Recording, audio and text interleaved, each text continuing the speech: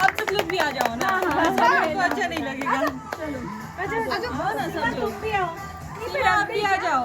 आ रही हूँ, आती हूँ। क्या हम लोग बाद में टाइमर लगा के, हाँ एक सिर्फ कोमल का निकालो। हाँ पहले कोमल का निकाल दो। सीमा कोमल के बाल क्या है? तुम मतलब से इधर से আজ দিনটা ছিল শনিবার।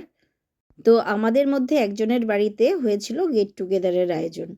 তো সবাই মিলে কিছু কিছু নিজের হাতে রান্না করে ওনার বাড়িতে এনেছিলাম। তো এক কথায় বলতে বলো পটলাক, যেটায় সবাই মিলে সবার খাবার এনজয় করব। तेरे लिए इकट्ठे हुए, ये तेरे लिए किए सब। Thank you.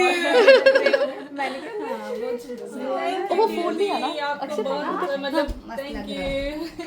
कब बहुत दिनों बाद देखा, मतलब बहुत महीनों बाद। कोमल तो आप सब पकड़ा दो, पकड़ाओ उसको।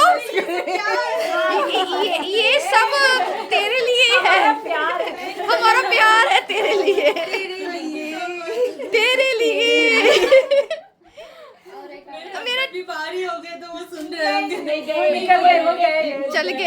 चले गए। তো খাবারগুলি দেখেই কিন্তু তোমরা অনুমান করতে পারবে যে কি কি খাবার, এই খাবারগুলির নাম কি। তবে আমি তবুও একবার তোমাদেরকে বলে দিচ্ছি। এই কেকটা বানিয়েছিল অদিতি, ও কিন্তু আমার মেয়ের জন্মদিনের কেকও বানিয়েছে, খুব ভালো কেক বানায়।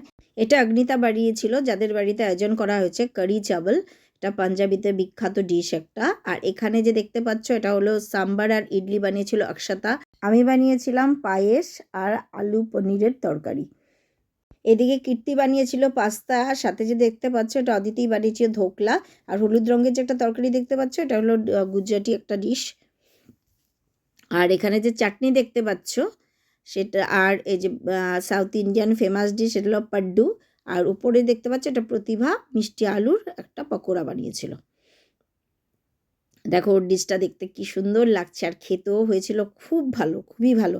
আর এই ডিশটার কথাই বলছি, গুজরাটি ডিশ। এটা কোমল বানিয়েছিল। আর এটা হলো পাতলা করে সাম্বার বানিয়েছে, খুবই টেস্টি। আর আমি যেহেতু পনির খাই না, সেটা আমি বলতে পারবো না আমারটা কেমন হয়েছে।